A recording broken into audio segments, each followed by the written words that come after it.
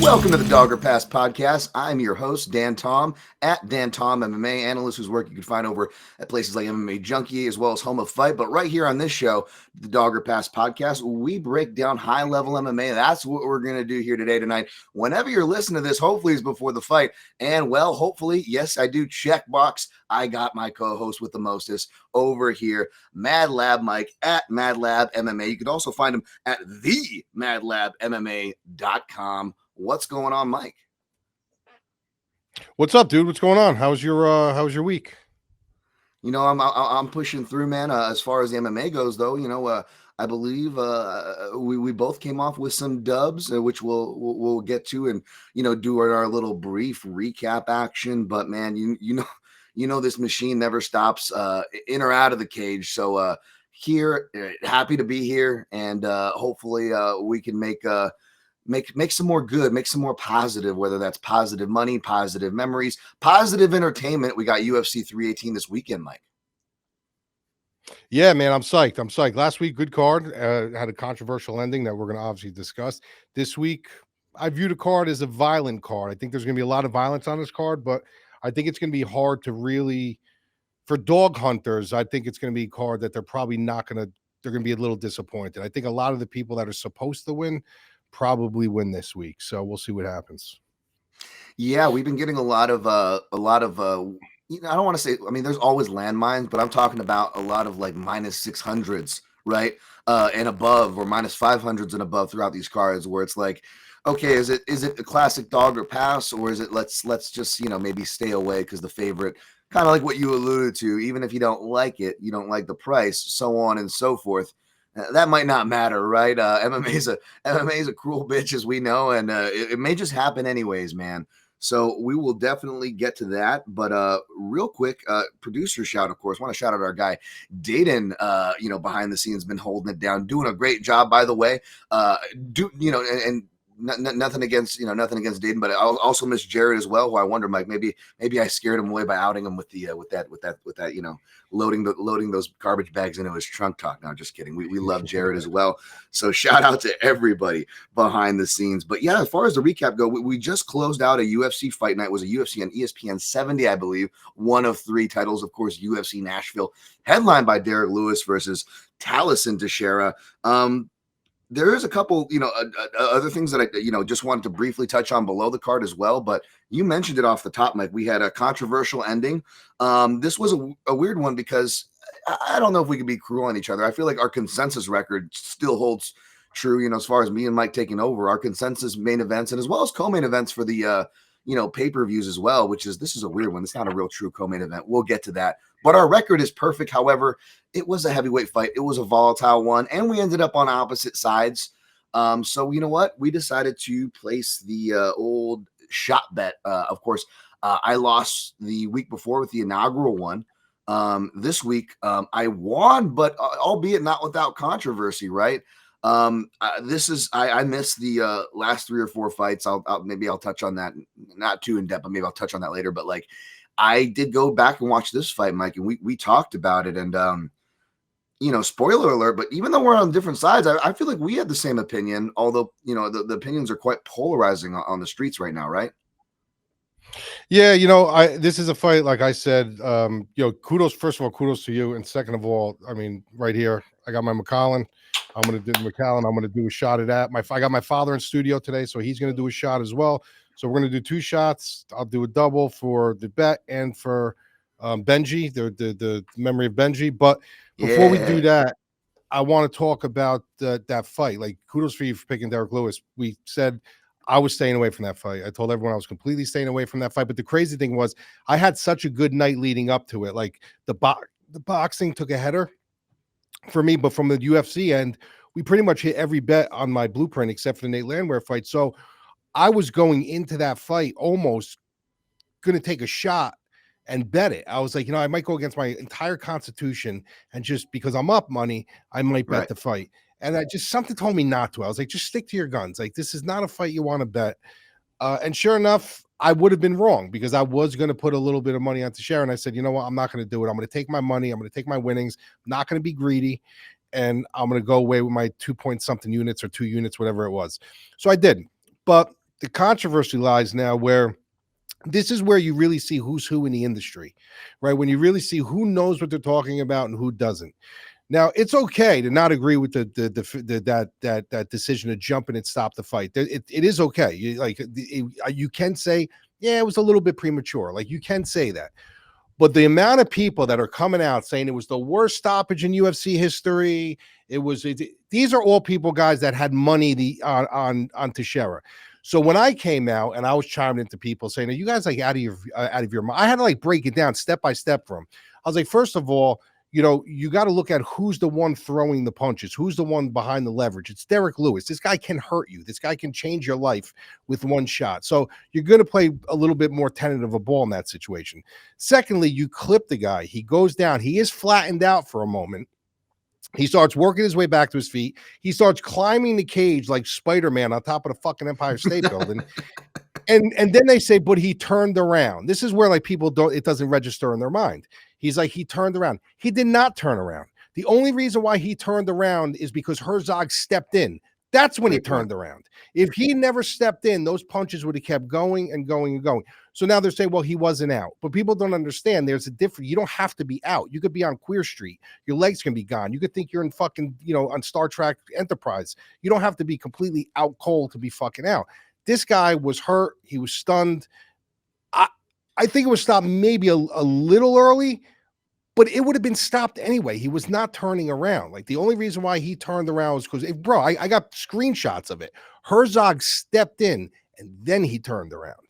Yep. So, it just doesn't make sense to me. These people, I mean, people were actually making fucking videos, bro. This is the worst stop in MMA history. I've never seen anything like it. Like, this is where you really see who's who. And then people say, well, it's because you bet Derek Lewis. I said, no, I was actually the other way. I was actually on the Teixeira side, but I'm a fucking realist. I'm not going to sit here and I'm not going to defend myself because I placed a bet, and I didn't. I said I actually went the other way, but it looked like I was defending Lewis, which I was, because he did his job, and the referee. Listen, I wouldn't have been mad if he let it go, but to say it was a horrible stoppage, like, that's just the most uneducated take I've ever seen. Yeah. I love that point that you said that Herzog stepped in and then he turned, right? And I'm just glad that you tackled that first. You did a good job, and I am biased, right? Like, I do have betting bias. I did bet and pick Lewis, and that made the difference of whether I had a winning night or not. And my night ended up coming down to that with the way things shook out. So shouts, brother, and cheers, brother. But yeah, like I do wonder, I'm like, how many people we're speaking from. You said you find out who's who, and this is a big thing is people aren't good about stating their biases or putting those aside, Mike. And you got to wonder how many of those people complaining had Teixeira bets, and it's at that point. Hold on. Yep. To the bet and to Benji. To Benji. Let's do it. Benji. Salute. Let's do it. Oh, you fucking cocksucker. Can he put his hand under the armpit? On a motorcycle. All right, let's go. Oof. Nice. Thank you, Mike, and thank you, Papa Mike back there for the shot for Benji Boy, man. That really meant a lot. And thank you guys for your positive words, by the way. It's been a rough week, and I don't know if I mentioned it last week because I ended up being passionate and just kind of getting into the work like I tend to do, for better or worse.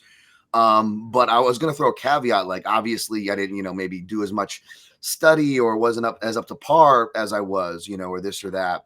And maybe you could say the same for this week. Hopefully you guys be understanding. You guys have been nothing but understanding audience. Thank you for hitting the like button.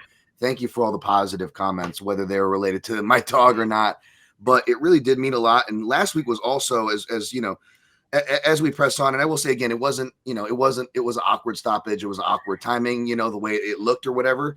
The last thing I'll say about the stoppage is people also hone in, Mike, whether it's this or other things, they hone in on replay, and it's really dangerous. You know this, Mike. Things don't look the same on replay. Like, you can maybe use it to like see if something landed, but you miss the complete context of it. And the replay is only isolating, Teixeira showing that he's fine and turning around going, what the F? It doesn't show what was unintelligible. Remember, it used to be like when we argue stoppages, the main thing you'd hear the refs and people, the point of argument was he intelligently defending himself? I didn't hear anybody mention That's another that, thing. He wasn't intelligent. Yeah. That's 101. That's what I mean. Listen, you don't have to agree with it. I'm not gonna. I didn't Right. sit there and argue with the people and say you're wrong. You're wrong. It was a fantastic stoppage. But the people, Right, I mean, there were literally people making fucking videos, bro, posting on X, going, "This is the worst stoppage I've ever seen. Herzog's got to go." And I'm like, "Are you guys fucking out of you? Get in there with a guy like Derek Lewis and take fucking shots from a guy like that, or watch a guy getting taken shots, climbing the fence like Spider-Man, and then holding onto the fence, staring out into the crowd. And the only reason why he turns around is because Herzog steps in. Like, he's not going to give you the leniency that he gives, say, if you're fighting someone like a Mick Parkin, who's not putting heavy fucking leather on you. There is gaps and roads where they're going to say, I may have to stop it a little bit earlier with this guy because he's fucking dangerous, but I could let it go a little longer with a guy like Mick Parkin.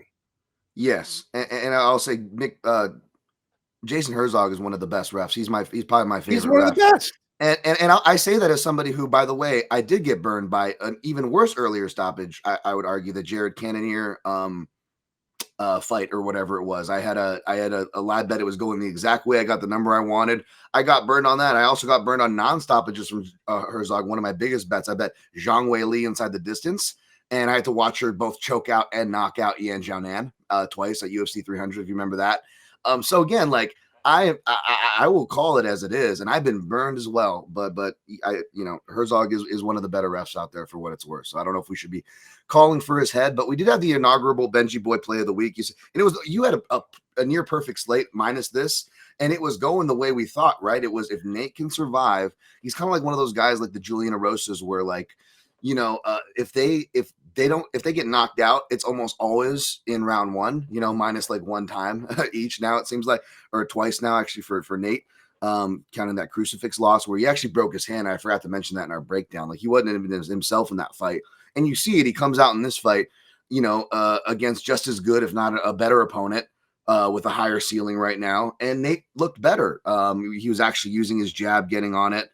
And man, and again, part of it is the stuff you guys know about with the Benji Boy, to, even those who've been following me, like with my betting streak, like Mike, just, real quick, I had this open challenge, for example. Like, I've had a bad just over two years, really bad betting that I track and whatnot, which I don't even have to, for a third party. I've always tracked my own stuff, but I worked for Action Network. Shout out to those guys, by the way. Billy Ward and Sean gave us a shout on the show last week. He pointed that out as well, Mike. Good guys and whatnot, but I do a tracker there, right? And a lot of people use that to come at me because, of course, as soon as I did a third-party tracker after like literally almost a decade in this game, and nobody was chirping then. But of course, right when I do a third-party tracker, terrible, right? This and that. But I've had people, like, actually other gamblers audit my bets, friends and non-friends. And like, I've even had this open challenge, right, where it's like I can literally count on one hand. Going back to 2021, as open challenge, you guys can do it in the comment section. Name a bad stoppage, a bad beat, a bad scorecard, right? Or any of those things dating back to 2021, I'll give you. And I'll respond and tell you what side I'm on. And so far, I've been doing this for a couple of years now, Mike. So far, I only need one hand to count those beats. And unless you want to count that Derek Lewis stoppage we just talked about as one of those beats, all the times that it happened, for example, like Gamrot getting injured, or Gamrot getting the injury win over Fiziev, for example, or Kevin Holland getting the injury win or getting the injury loss, right, to Dolidze or whatever it was, I ended up losing on those nights anyways. And of course, say what you will about me, I win with class, and I don't celebrate injury victories in the first place. But for what it's worth, I lost those nights anyway. So I have this like crazy run, and that's just what's in public eye. Won't get into what's been off public eye. I say that just to say that there was a lot more going on. I'm not trying to be like crying over my spoiled milk. I just was like, I had so much to do on Saturday night. And I, again, like Nate Landwehr was our Benji Boy dog, as a consensus dog of the week. We're not always going to have those. You could have said Derek Lewis was, right? He was the one I had to play on. He was the one that cashed. So I was very realistic about Nate's chances. Even Mike, we had the 3.5 points handicap. Like, we didn't go balls out. We were maybe if there was a live opportunity. But man, I made the mistake, man, and I got excited. I tweeted.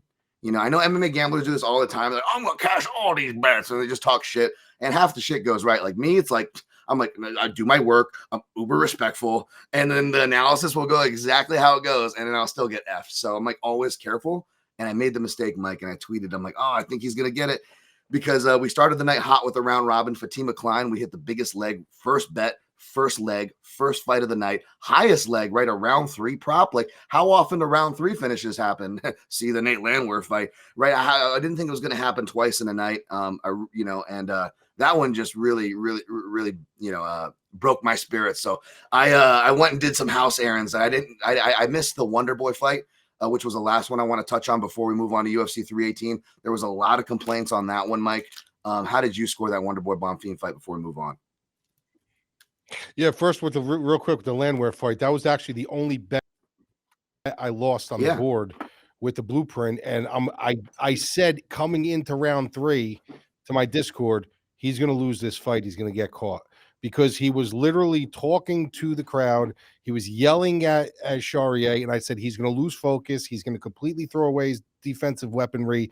He's going to get reckless, and he's going to get caught. And I just had a bad feeling in about third round. He looked great in the second round, but he didn't keep his composure. He got too excited. He got too caught up in the moment, and he came out like a bat out of hell, a bull in the china shop, and his defensive mind was gone, and he just got caught. But the Wonder Boy fight, I thought for sure Wonder Boy won that fight. I mean, and listen, I discussed this. I gave analysis on this, and I said, if you guys actually think Bonfin's a lock, you guys are crazy. I said I could actually see this being a split decision for a Wonder Boy. At the end of the day, you gotta kind of tailor your game. You got to adjust to a guy like him, and you only got 15 minutes to do it.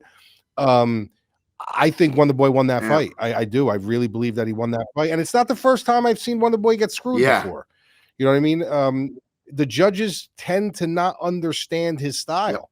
You know, if it's not barbaric, if it's not, thunderous, if it's not, heavy leather and commitment, they don't understand the true art of point fighting.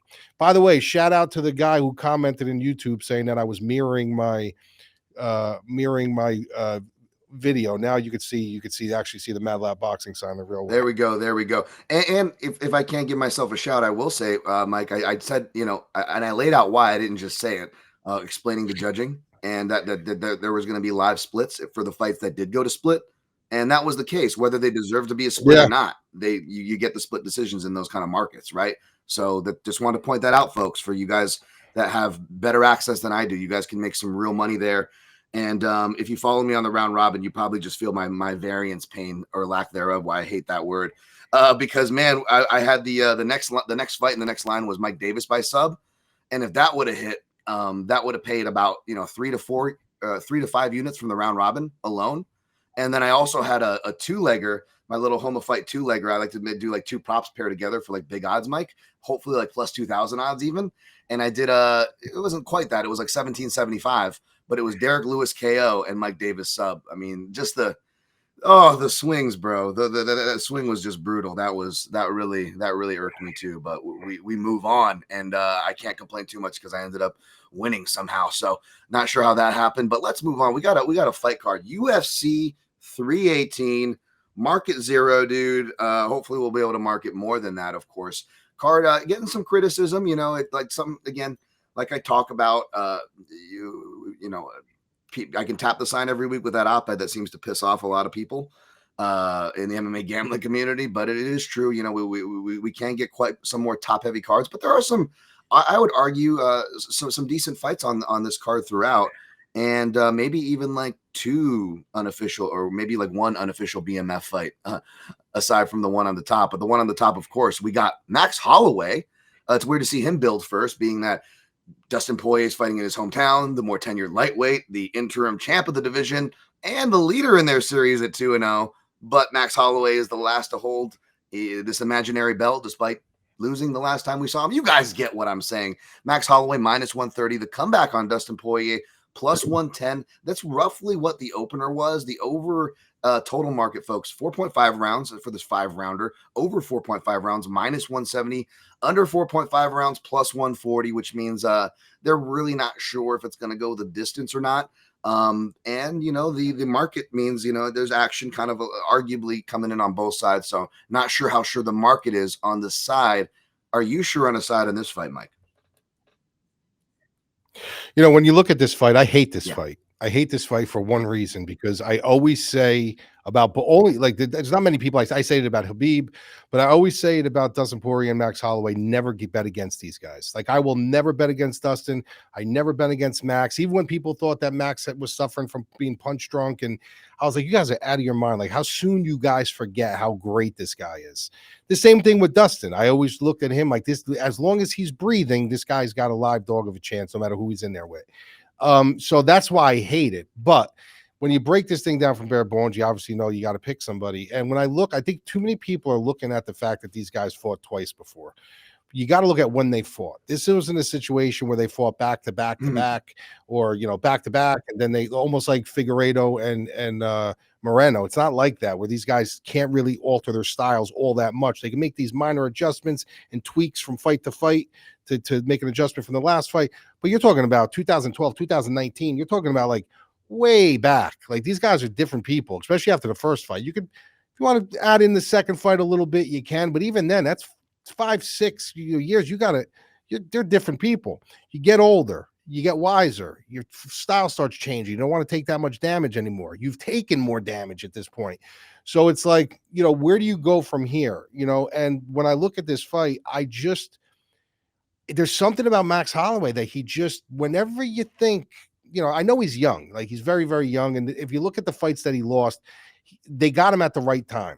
They almost like Mayweather, right? When Mayweather would fight, he would get all these guys at the right time. He would get Arturo Gatti at the right time. He got Miguel Cotto at the right time. Shane Mosley at the right time. Like, he gets these guys at the right time. They got him. That first loss to Dustin and McGregor and stuff, like, they got him at the right time. He was super, super young. He was learning on the job. Now you put him against it with someone like McGregor, he waxes the fucking floor with him.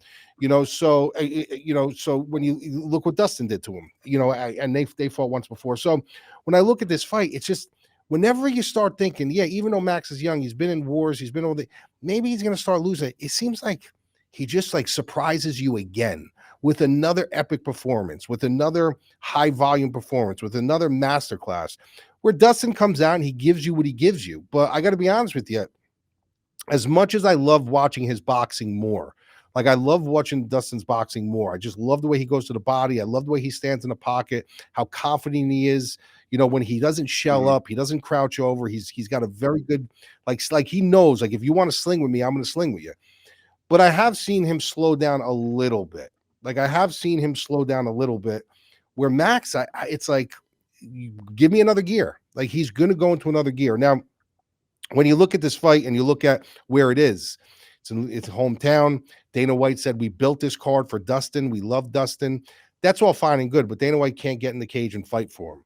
All the markings are lining up for Dustin to win this fight. They want him to walk away, a winner, the BMFL, even though it's not a major belt. This would be, a great way to end his career.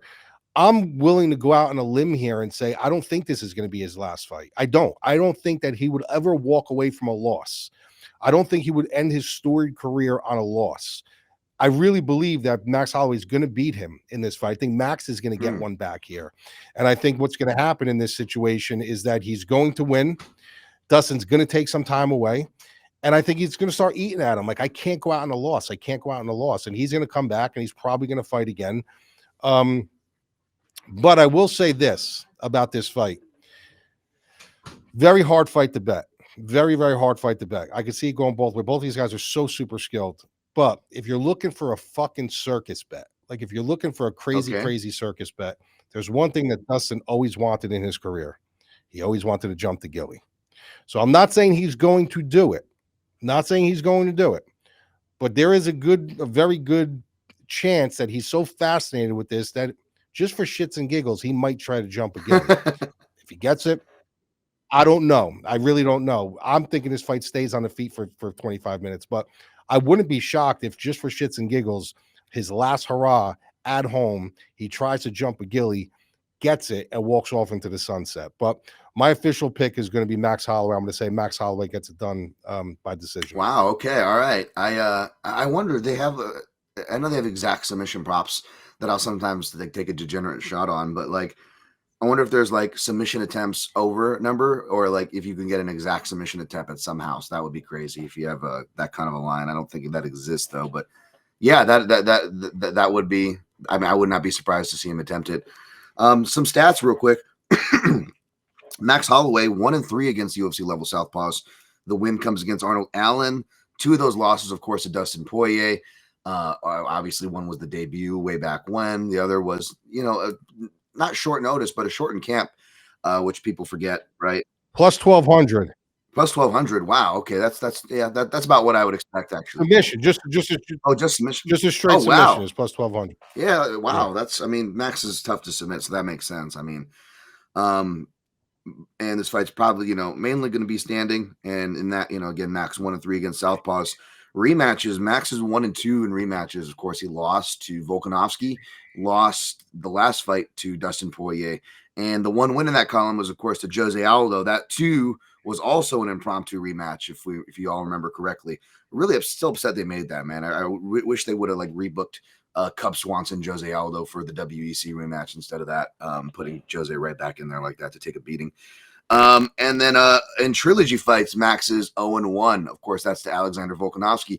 Poirier on the other side, he is 3-1 in rematches. He beat, of course, Conor McGregor, Eddie Alvarez, Max Holloway, and of course that one loss is to wow. Now I'm drawing blank on that. Good job, Dan. He is 1-0 in trilogy fights, though, of course, and that is against Conor McGregor. And just so people aren't screaming at the or wondering or screaming to see, okay, who is the other rematch? Who was it for Poirier? Who did he lose to in the rematch? I apologize. Oh, that was Justin Gaethje, of course, for the last BMF fight that he took place, and of course he was it was a competitive fight, and he lost that one to Justin Gaethje by via head kick, which shout out to my guy Miguel Class. He pointed out Max's corner was actually giving that same read all the way back at UFC 236 in their last fight, and it was Justin Gaethje who got it, right? And when I went back to read that breakdown, even though I picked Poirier in round 3, I said Justin Gaethje is going to be real live for the round 2 knockout if it goes his way, for what that's worth, and then that ended up happening. But yeah, ultimately, I think I bring up that point to say that Max's team doesn't get brought up enough. They come with excellent game plans every time. It was really interesting going back to watch that Topuria fight, even before Topuria's last fight, to remember how competitive Max was. And he was actually doing a lot of the things that I called for and wanted him to see, which I'm not actually saying that to further pat myself on the back. It's because if you know me for a while, I've been calling for Southpaw Max forever. And he usually does it when I don't expect it. Like he shells the Southpaw Max for years on end. And then he randomly brings it out when he fights Arnold Allen. Because again, the not only is Max's record with Dustin tricky for the reason that Mike said, right, with the context, but so is his Southpaw record, because that Conor fight was early. And again, the other 2 are Dustin fights in that loss column, which, we've explained the context around that. So we get a much more better look at Max here in that Arnold Allen fight. And he is beating him a lot of the times. He's beating him southpaw. And I say this, and you understand this, Mike, as somebody who understands southpaw boxing, striking alike, is that it's really impressive. There's a lot of people that switch to southpaw just for fluff, right? Maybe they throw some feints, they're just going to throw a body or a head kick, and then they're going to switch back to orthodox.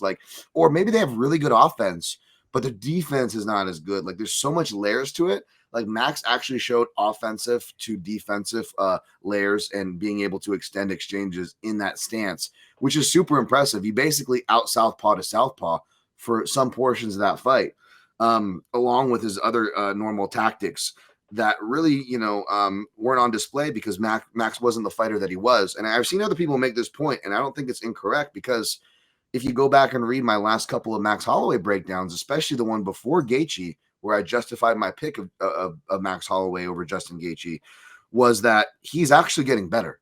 His footwork, his power, his kicks, his ability to kick going backwards, and even his defense, even though he's coming off of his first stoppage loss of his career, even his defense, he's still able to make, I posted clips of Max making adjustments and reads on the fly where he gets hit by Arnold Allen with a southpaw 1-2. And then literally the next exchange, he ducks it out and he circles back to center Same thing with Gaethje, right? The slap two that ended up actually putting him away with Topuria. He actually got hit with that by Gaethje and then ducks out the next one. So his eyes are still working in exchanges. Even though he's got a ton of miles on him and it's not that much of a difference between Dustin Poirier, it's only a 2.5 year age difference. It's only, I think, like a 1 year competition difference or something, and a 4 or 5 fight career difference. They've both been in wars, right? So we're really splitting hairs there, but I do believe that Max is the fresher fighter. He is the faster fighter, especially at this weight class. And I believe he's the more improved fighter. So even though it's weird picking against the hometown guy at plus money when he's won the first 2 fights, and he kind of showed that, I wrote my striking segment for the breakdown of their last fight, Mike. It's the builder, which is a term that I feel like I've coined and is picked up when people refer to Max. Now you people refer to him as a builder. I've been calling him that for like a decade now in publications. But I wrote it's the builder versus the demolisher. And it's something that, Volkanovski and other fighters have used against Holloway, where they realize, wait, if you actually take like the wood and the cement and you take all the building materials away from the job site, Max doesn't have a lot to work with, right? So when Max came in, Dustin would counter him. I believe he's kind of got to stick to that same game plan. I believe that's probably the best game plan, both stylistically and for where Dustin's at. But the problem is, I think Max can go a bunch of different ways. So I'm actually going to go with Max Holloway as well. The question is, does this fight end inside the distance or not? That's what I'm curious what you think, Mike. No, I don't think it does. I think it's going to be competitive. I think it's going to be a little bit chess matchy. I don't think that Dustin's going to be able to enter the pocket the way he is normally with other people who are just so willing to sling, because I think that Max Holloway is a little bit more surgical in his approach, where someone like Gaethje has, and mind you, I mean, what Trevor Whitman did with him is insane. The way he just crisped up his boxing and his shot selection, everything with Justin Gaethje is so much different now. But still, there's something about Max's style where he's extremely surgical.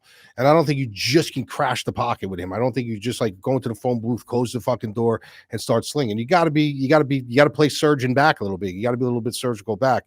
So I think, at home, retirement fight, I think he's going to try to be a little bit more surgical, a little bit more game planning here. So I think it goes to the distance. I think Max is going to probably like prod and poke at him a little bit. Maybe if the fight gets a little sluggish, Max might do the point in the center of the cage thing where they start slinging. Maybe there's a knockout. There could be one. But for me, I see this one going to the cards.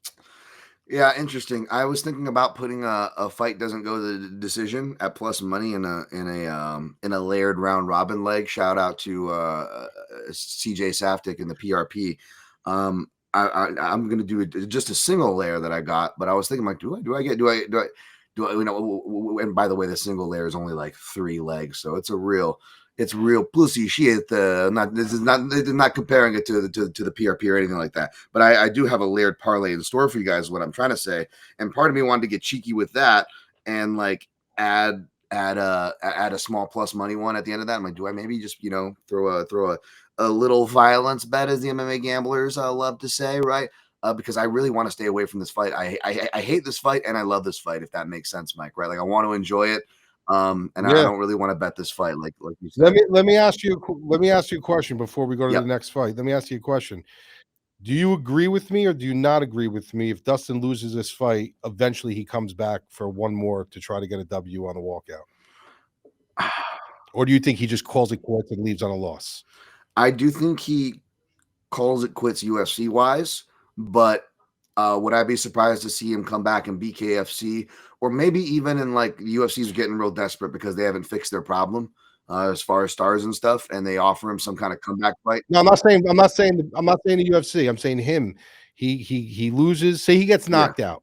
Say he goes your way. He gets knocked out. Gets knocked down Louisiana. He retires. He puts his gloves down. He goes home. He recovers. He rests. He relaxes. What are the odds on you seeing the tweet? I got one more in me. Oh, 6 months down the road. Yeah, absolutely. I agree. I think he does. He's a fighter, man, through and through. He's a good dude, good community dude, but he's a dog, man. He loves the fighting. I just don't see him leaving on a loss. No. I don't see him leaving on a loss. Saw that dude, someone trying to mess with him like at a parade or something when he's with his family. He don't give a fuck. He's ready to. He's got that wiring for better or worse. You know what I'm saying?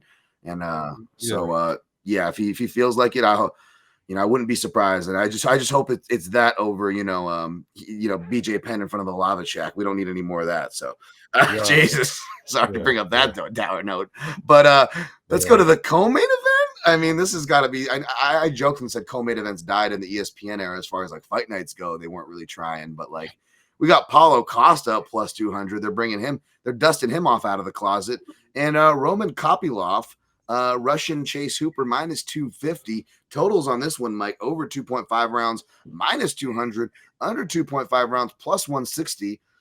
Not surprised on the money line, maybe somewhat surprised on the totals because I could see this being a violent fight. How are you seeing this one, Mike? Yeah, what happened to Paul Costa? I mean, when he first came in, the first thing I look at, honestly, is when they're striking. I look to see, are they going to the body? Are they just head hunting? Like, where are they looking?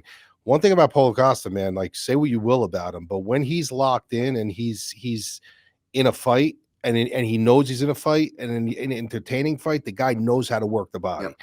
And the guy commits to everything. He's got great body work. He changes angles when he's leveraged into the body. He knows how to go body ahead. Like, his shot selection when he's locked in is really good. The problem is we haven't seen that guy lately. I don't know what he's been doing. I don't know. He's been on social media. Everything's about jokes and funny and this and that.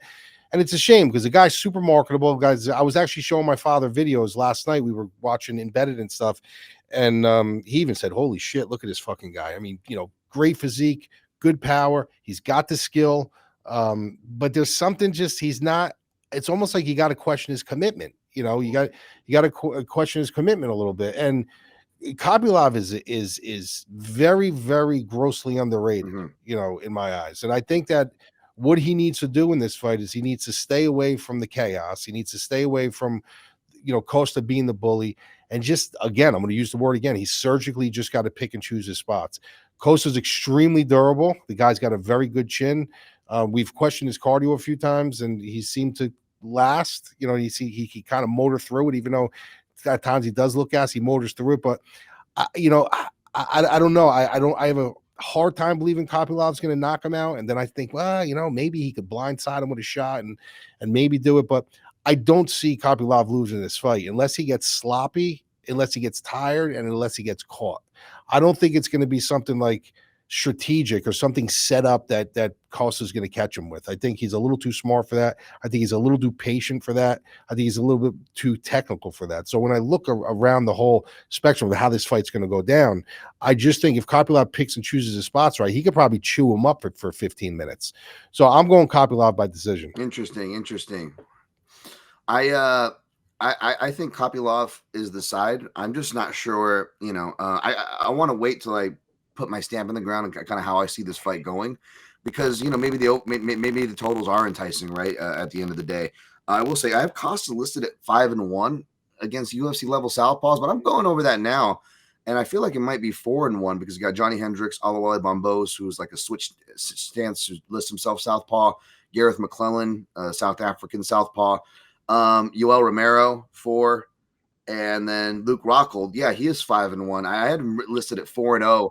Well, here's another stat. Yeah. Here's another stat for you. Out of all those fighters, out of everybody he's won, he's beat, and everybody he's lost, what do both sides have in common? Older guys? Nope. The people he's beaten are no longer in the UFC. Yeah. Every single one. Yeah, that's very true. Absolutely. Every single one of them. Absolutely. But I want to look more. I'm going to have the Southpaw report from the fight. It's going to be the biggest Southpaw report to date. I got all the stats ready for you guys, but as far as I got to make the clips, and in the process of making those clips, you get the analysis, right? And one of the things I want to look for is a check right hook, because one of the people who aren't represented in that stat is Uriah Hall, right? And I know Uriah Hall lost that fight, and it was maybe a tough part of his career for sure. But you watch that fight, and Uriah Hall actually drops him in like round 2 or something, or at the end of round 1. And it's because he steps back and he shifts into a check right hook, right? I believe Rockhold had some success with it in their fight. So that's going to be one thing I look for as far as Kopylov for a shot selection. But you nailed it. These guys are both body workers. That's a very important point. And especially because it's an open stance fight. So it's going to be inviting the body work. which can make things tricky. So I'm going to have a Kopylov for my pick. I doubt I'll sway from that, but I will have more information and firmer information in the Southpaw report via Helmet Fight later in the week, and look for those clips on Twitter at DanTomMMA. Anything else on this fight, or moving on? Moving on. Kevin Holland, another inflated welterweight Kevin Holland fight. Do we fade or do we go? Kevin Holland minus 475. D-Rod, which D-Rod, is that like just a nickname? Another name for your penis, D-Rod? Anyway, Daniel Rodriguez, plus 340 to come back on him. Total market, 2.5 rounds with the over 2.5, plus 135, under 2.5, minus 165. They're expecting violence. I will cheat my hand and say, you know what? So am I. This was the last fight that I was able to tape before going on to the show. And before I throw it to you, Mike, I'm not going to leave you hanging. I'll give you some Southpaw stats ahead of time. Holland is 8-3-1, though you could argue he should be 7-4-1 with that Gerald Mearshart. Just a really atrocious scorecard there. But Southpaw report practically is done for that one. And Holland, of course, the right hands are great, but a lot of those were liver dying by the grappling. So I don't know how much of a Southpaw, stat that really is, but he is officially 8-3-1, Mike. What do you have on this fight?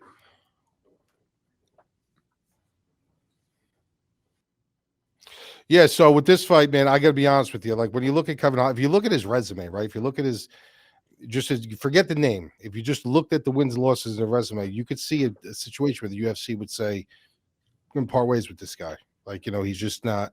He's too volatile. Look, he's lost 3 in a row at one point. Like, that's usually borderline of it. But the thing with them is they love him. They love him. The guy's always there. He's a company man. He's exciting. The fans like him. Win or lose, the people are going to watch Kevin Holland fight because he will show up on a last-minute notice to fight, and Dana White needs guys like that. He wishes he has a Kevin Holland in every single division, a guy they can count on like him. Like, I can make one phone call up Big Mouth, and he's going to come and he's going to fight. Almost like what Dan Ige did. He would do that every night if he could because he's all about collecting the paycheck. The problem I had with Kevin Holland in the past was this is a guy who was all about collecting the paycheck. And you question, like, does he really want to fucking win? Like, if he wants to win, like, there's one gaping hole that everybody sees that he hasn't fixed, and it's his takedown defense. It's, we know he's a good grappler once he's on the ground, but his takedown defense was just horrific. And when he goes to the ground, he wants to entertain you. So what does he do? He talks to you. He starts looking at Daniel Cormier. He starts doing it. He's kind of fixed those things since then, a little bit by little bit by little bit. He's gotten a lot better. I think he's, I think he's, crazy as it sounds, because he's been in the UFC for a while, he's evolved to an extent, but he's very, very matchup predicated. And if you give him a guy that's going to be a full pressure wrestler who's just going to constantly spam takedowns and stuff, you got to be careful. You got to say, well, can he catch his neck on the way down? Or, how much did he work on his takedown defense? Or how good is this guy's wrestling? But when you have an approach like Daniel Rodriguez, who literally is just going to stand and bang with you, who's going to be a lot slower than him, doesn't have the footwork as he does, isn't as long as he is, doesn't hit with the power. This is like a perfect stylistic matchup for Kevin Holland. This is like one of those few times where you're getting a guy who's not going to attempt a takedown, who's going to stand and try to box with you. And that's what Kevin Holland, I wouldn't be surprised if Kevin Holland tries to take him down, you know what I mean, and work some grappling on him, because he does have a slick submission game. But I just think I would be shocked. Like, I would honestly say I would be shocked if Daniel Rodriguez wins this fight. So give me Kevin Holland. I think Kevin Holland, like I said, for his frame, as long as he is, as spider looking as he is, he does pack some power because he understands how to keep you at the end of his punches. So I think there is upside for Kevin Holland to get a finish if he does want one. But I think this is Kevin Holland all day. Nice. Yeah, I couldn't have said it better myself. I'm not a big, Kevin Holland guy at 170, because even though he's much better there, it's not what I'm saying. It's that he's been like, on average minus 450. I feel like it's been ridiculous, and you're just kind of waiting for your spot to fade him. But that being said, it doesn't mean there's not spots where maybe you can't bet him and whatnot. And, I ended up throwing him in a parlay just now that I was trying to get earlier in the week, but I was being limited, which is crazy because I haven't had that. Again, I've been doing really bad lately, so I haven't been limited in a while, Mike. It almost felt good, even though I was upset. I'm not doing great. Like, why are you guys going back to limiting me? And then I was able to get it in somewhere else once the line became available, which was parlaying Allen with an over or not Holland, not spoiler alert, with an over later down in the card. I like that, but I still, before I could lock that in, I ended up firing on something else because again, I dove into the card, and it was kind of like the question I had where like I came in like with the Kopylov Costa, which I haven't gotten to, but it's the same setup where I'm like, okay, I got an idea what side I'm leaning toward, but I always leave an open mind, like we've talked about before. And this has happened to you before, Mike, and it shows you, in my opinion, you know, your skill to put aside bias, where like you can come away from a fight, you know, after taping it with a different opinion, right? Like which shows that's good. It means you're processing information. You're not just like being stubborn about everything, right? And when I went into this one, I'm like, I came up with the same conclusion as you, Mike. This is the perfect matchup. You know, Kevin Holland, he actually strikes pretty well with southpaws. He will throw a jab. His eyes are good in exchanges. Like, I know Tim Means might not be like the best example or whatever, but like there's an opening exchange in that fight where, you know, Tim Means actually comes out and starts, you know, and Tim Means is I'm a big Tim Means fan. You know, I know he's old and kind of washed up now, with all due respect. I would love Tim Means, but you know, he's a good striker, and he's just throwing at Kevin Holland. His eyes are just boo, boo, boo, you know, and I don't see Tim Means being much faster than Daniel Rodriguez at this point. You know, D-Rod 38 going on 39's got some miles on him as well. And yeah, I just see him out striking him. I feel like that open stance is going to be just a pinpoint, you know, for the it's going to be pinpoint for that shot down the pike. And I know D-Rod, which I was almost kind of surprised. I forgot. I'm like, oh, he's only been stopped by strikes once, right? And I'm like, so does that mean Holland submits him? And I don't think he really submits him because D-Rod's not the type to shoot. D-Rod's usually the guy like Holland where he's got the opportunistic front chokes as well, speaking of Tim Means, right? And I the one other stoppage loss was, of course, the stoppage by strikes, which was Ian Gary. And I actually called that one, Mike. I said it was going to be not just stoppage Ian Gary, you know, but by head kick. Now, Holland doesn't have a head kick, but again, just that lane is so open that if you can match him in length, you have the speed and these other advantages that, you know, Holland is also going to have, just like Gary did. I think he's going to exploit it as well. And what I'm getting to, and the reason why I was asking myself such a question so hard, is because I wanted to know, do I bet the inside the distance? Because boy, was it staring at me. It's my minus 170 at one house. I didn't like it, but then over at another house, you know, again, we want to get some sponsorships on here, so I don't want to give anything for free. But Schmet might have it for minus 150, folks. And yeah, I ended up taking a stab at that at 1.5. Holland inside the distance, which feels dangerous. But again, that feels like a bettable line and a probable path. And I also got Holland in a parlay. Because I feel like this is going to be one of those parlay heavy, you know, cards, especially if you like that two-legger approach, folks. I don't know, me and Mike tend to partake on. But yeah, I got him there. Anything else on this one, Mike? No. Like I said, I think this is one of the, especially like real quick from a DraftKings perspective, like cash game play. I think Holland's pretty much of a lock here. I don't see him losing. I just don't see him losing this fight. I think if he loses this fight, he would have to do some really crazy showboating bullshit to lose. But if you were to bet this one, I don't know if I would bet it by knockout. I think I would just take inside. Yeah, I did inside the distance because I think you don't know. Yep. You don't know with him, bro. Like he can go in there committed to getting a submission this fight. You just don't know what. Yeah, absolutely. You know? Yeah. So yeah, but I think we're both on this. Yes, sir. And by the way, I don't know if I said knockout, but it was inside the distance. I took minus 150 over at Schmet. Yeah.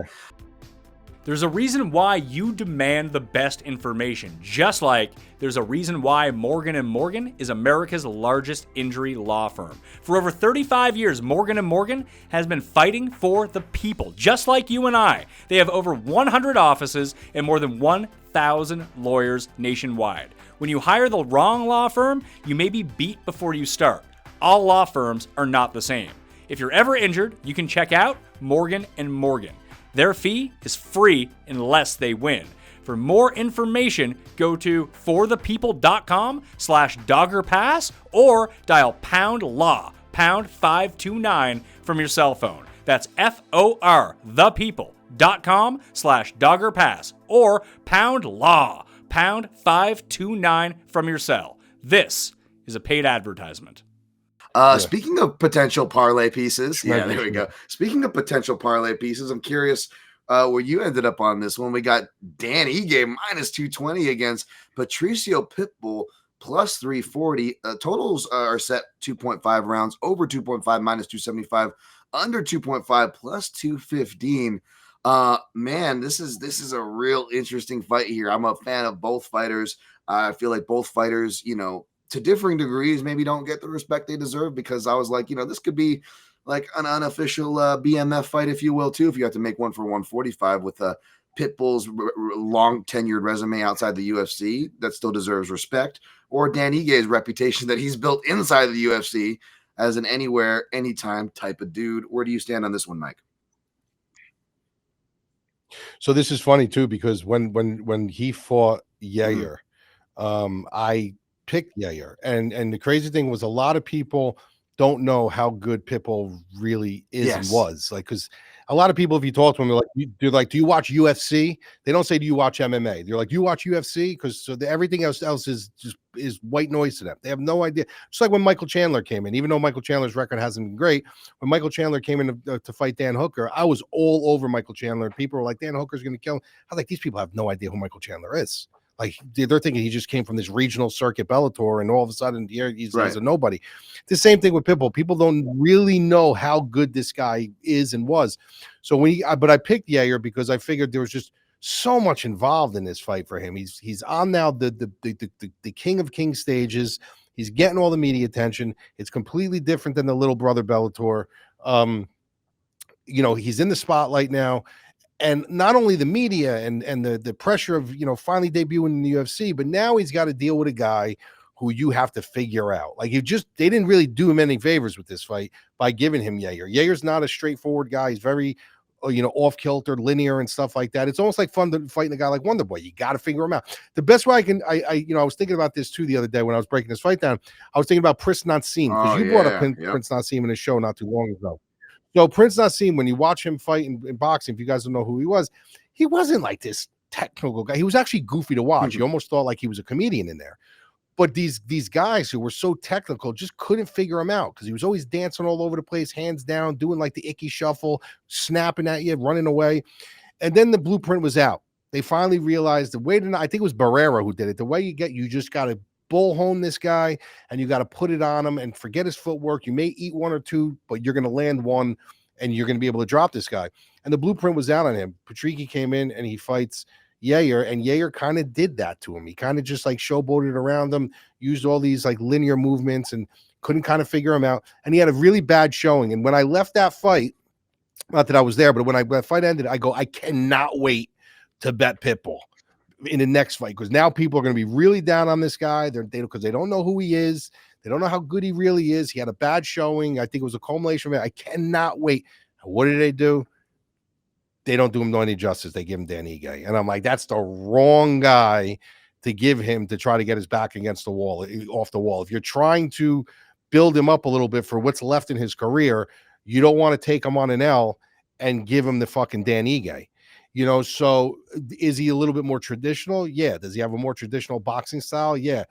But Dan Igue's a fucking dog, dude. Like, that's just not the guy to bring in to get the guys back off a wall, to try to salvage his career a little bit and kind of extract what's left of it and give him someone like Dan Ige.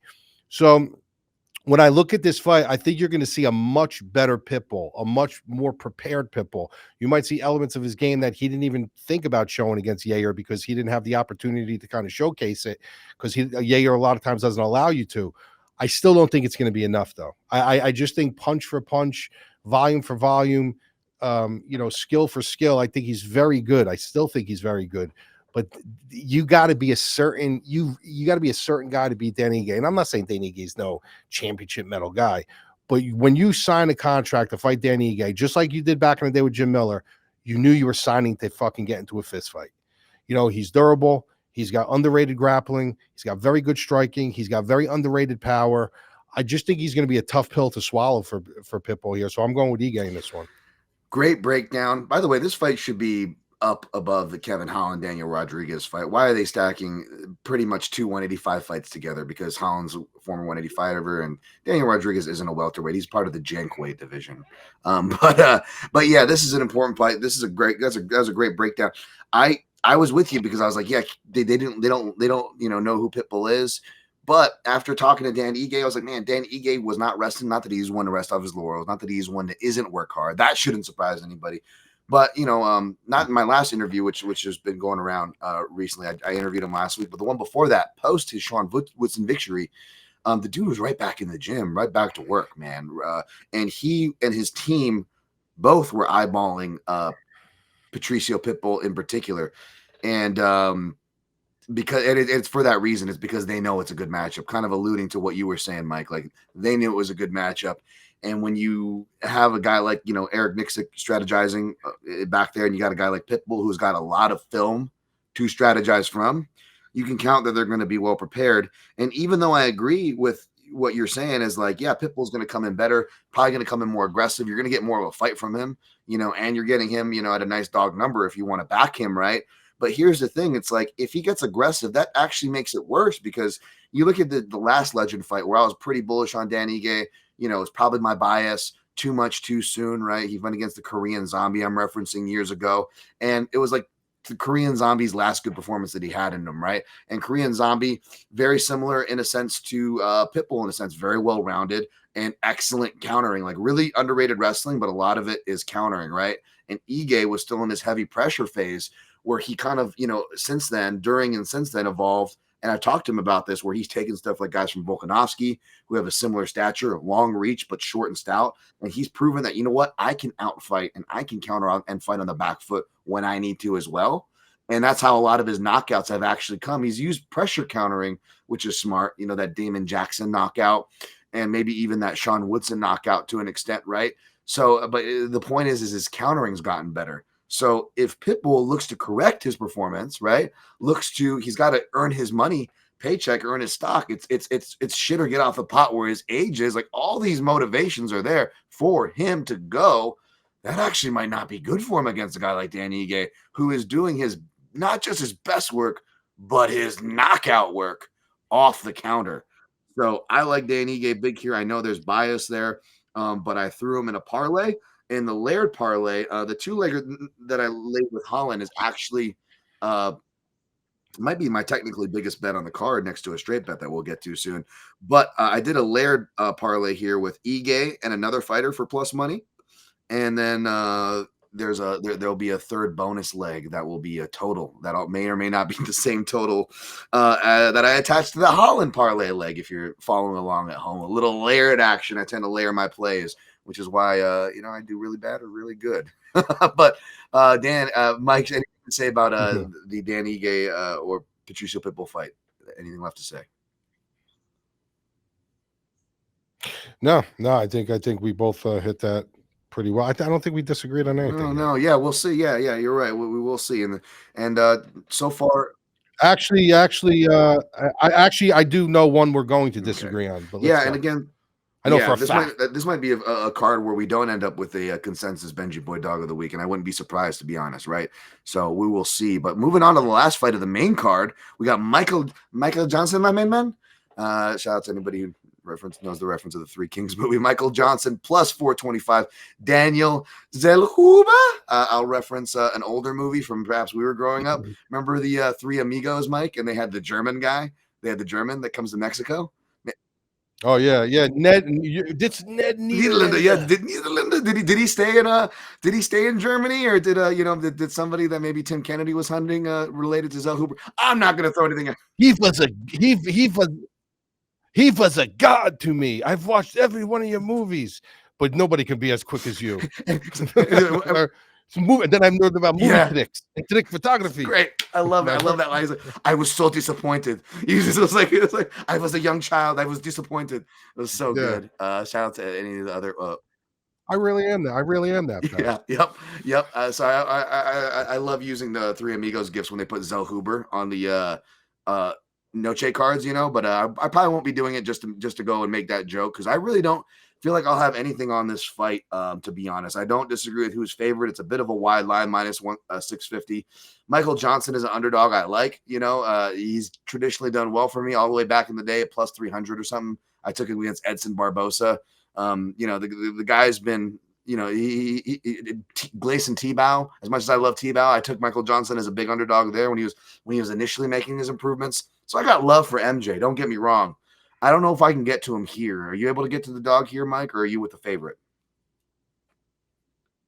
Nah, I can't get to MJ here. It's just, you know what it is? That chin is liability for me. The thing with Michael Johnson is this. Listen, it's crazy because the guy's been in, I mean, he got his biggest highlight against Poirier with that nasty knockout that he caught Poirier with. But, if you look at the way he fights, if you bet Michael Johnson, you have to always remember this. You're going to feel really good going into the second round. Like you're going to be counting your money. You're going to be counting your money. I'm going to win. He looks fantastic. And then he does Michael Johnson. He does something to fucking lose. Like it's just what he does. Like he looks like a minus 1,000 in the first round. And it's not that he's gassing out. He just does something maniacal that ends up, and you're like, why not? Why do I do this to myself? Why do every fucking time I trust this guy and he does this? And this is a spot where I could see the same thing happen. I could see him finding his spots. I could see him looking good in the first round, moving well. He still has fast hands. He still has good power.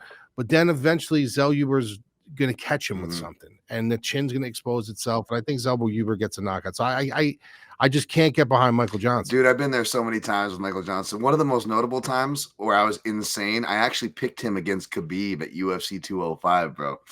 And there was parts of the early fight where I was like, and he did better than most people thought. But yeah, of course, that was Khabib, and that was Michael Johnson doing Michael Johnson things. It didn't matter who the opponent was, elite or not. Michael Johnson can do that to you. So that's a fantastic point. He is a southpaw. Zellhuber, though, 0-0 against UFC level lefties. So that'll be curious. Zellhuber is one of Nick Sick's guys. Nick does give good strategies for the southpaws there. He was just working on one with Edmund Shabazian there. He recently came off a victory over a southpaw. We broke that fight down a few weeks back, I believe, Mike. So they're going to line it up again. And this southpaw, there's a lot of tape on him. It's funny. I picked Dustin Poirier to beat Michael Johnson, of course, right? And the reason was when you get southpaw versus southpaw fights, I tend to side with the guy with the more superior lead hand. And I was like, oh, Poirier's got the superior lead hand. He throws the check right hook.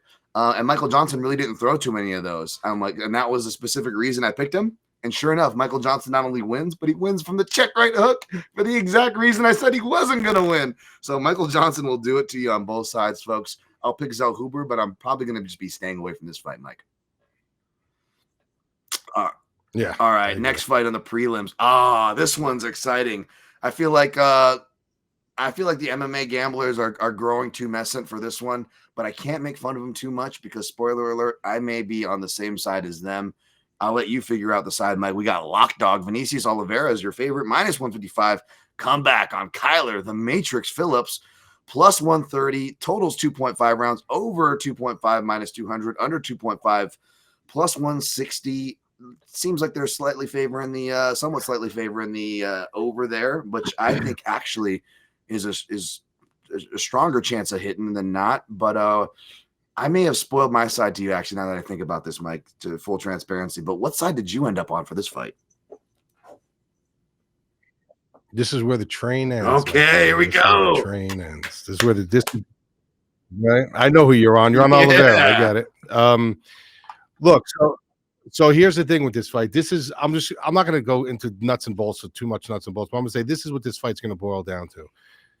I'm expecting Phillips to win the first round of this fight. I'm expecting it. I'm going to put like a minus 400 odds that Kyler Phillips wins round number one.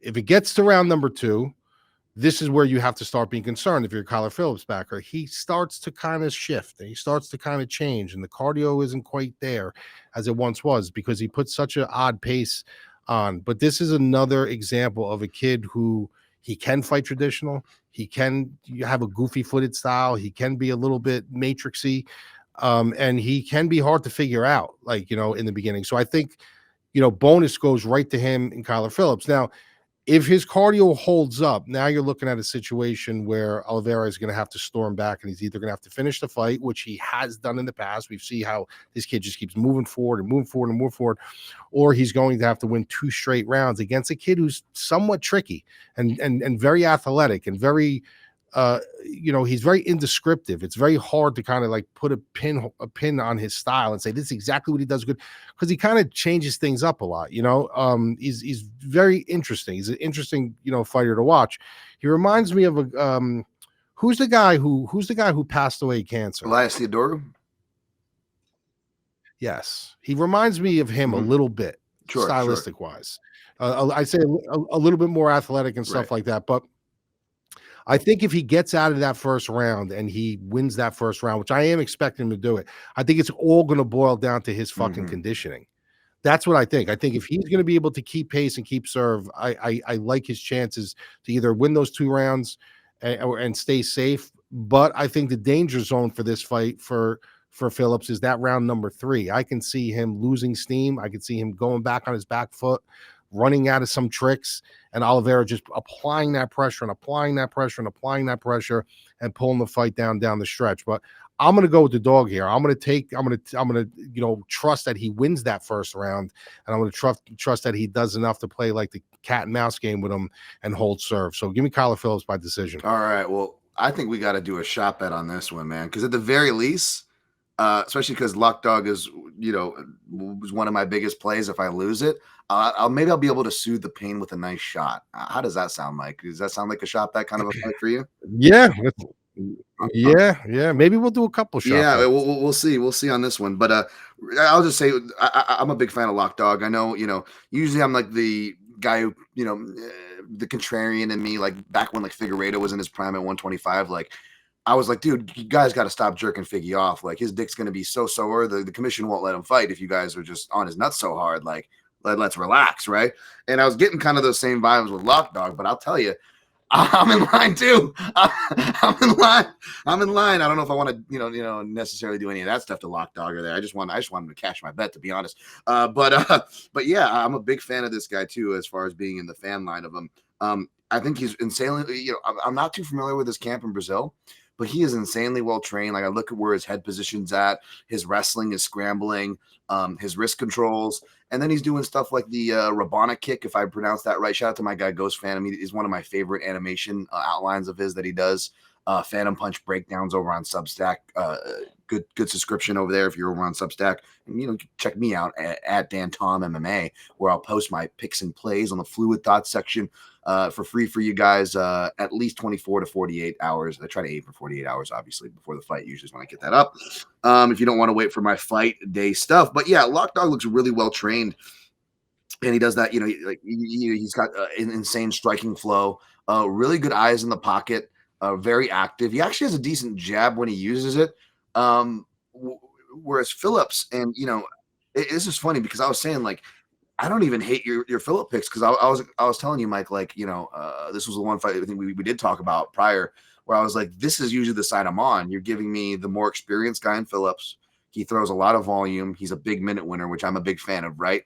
Again, more experience. He's going to have the big octagon to go around. I think that helps with his, I think the smaller octagon is where he does slow down. Absolutely does. That is a trend. You're absolutely right, Mike. And that's part of the reason why I'm picking against him.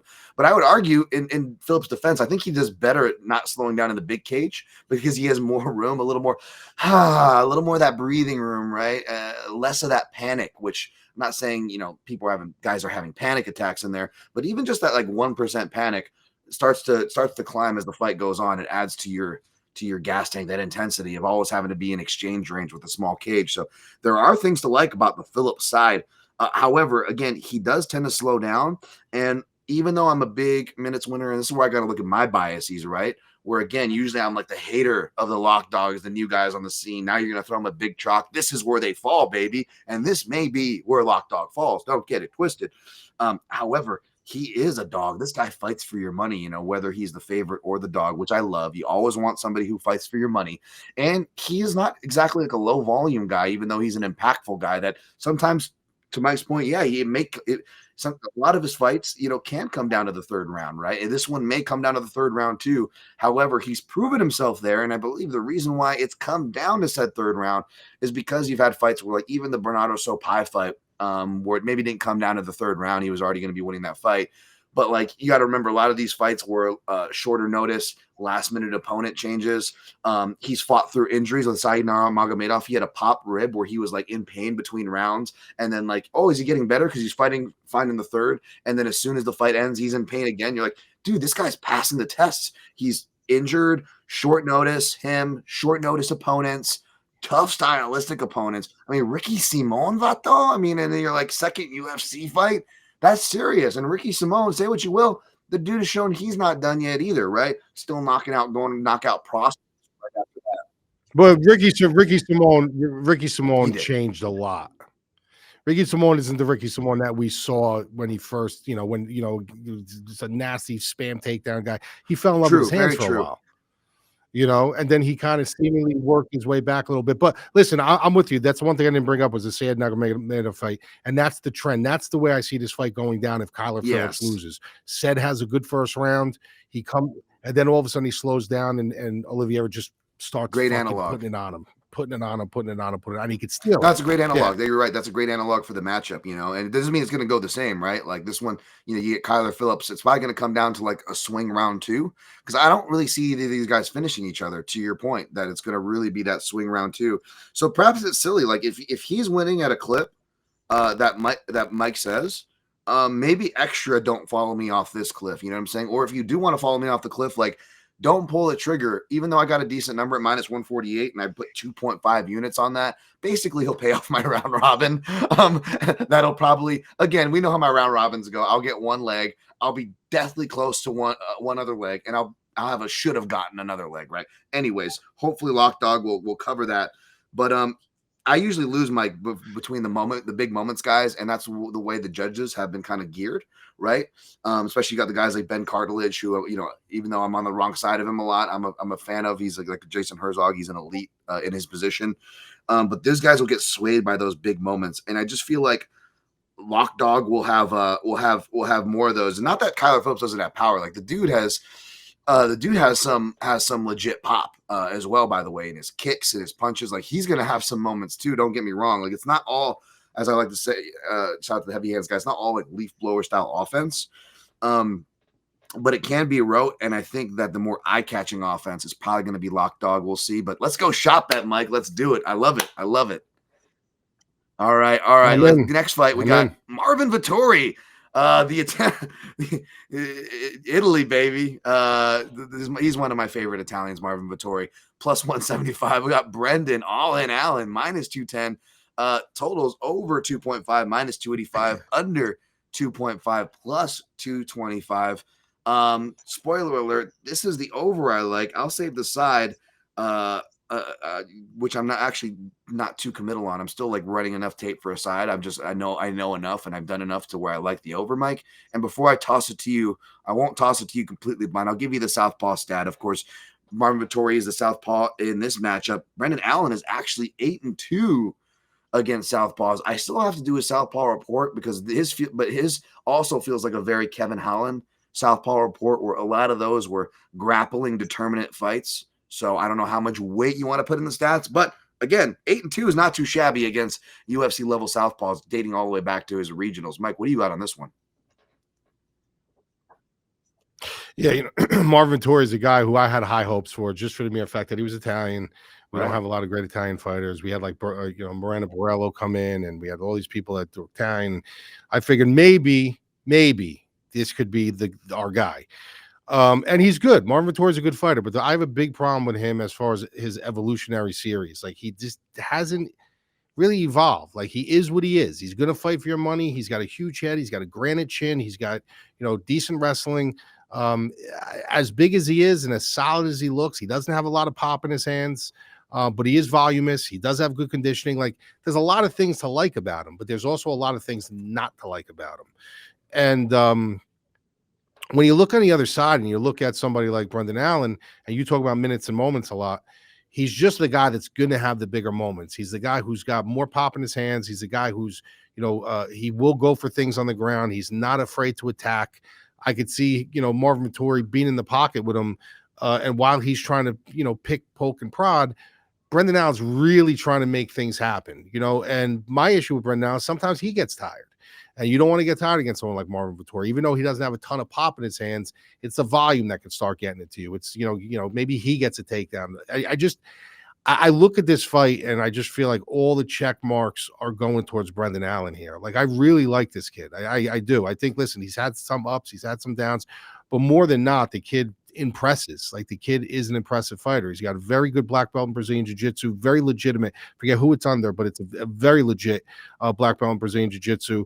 And he seems to be the one that's like evolving, where Marvin Vettori is what he is. You know what you're going to get from him. You're going to get this big, cloddy, move forward fighter who does have some good wrestling, who will utilize it when he needs to utilize it, but more along the lines, he's going to try to have a pissing contest for you, and he just doesn't have that game-changing power. So he's always going to have to win it on volume. He's always going to have to win it on optics, where Brendan Allen's got paths to actually finish these fights. My only concern with Brendan Allen is his conditioning. Like, if this becomes a high voluminous fight, if it's coming down to like he wins round 1, almost like the other fight we were talking about, goes to round 2, kind of a swing round, then goes to round 3, Marvin Vettori is going to be there. Whether he's got power or not, he's going to be there. He's going to be the one taking shots. He's going to be the one moving forward. He really trusts in his chin. Is Brendan Allen going to have the gas tank to kind of keep him off him?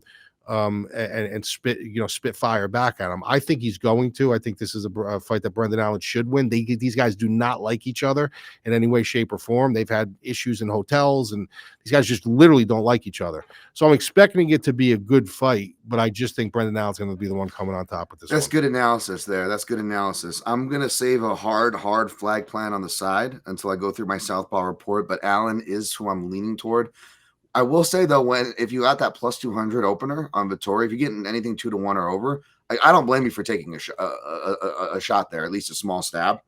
But I don't know how much. I don't think I'm going to be able to get there at the number. We'll see if I get there for a side.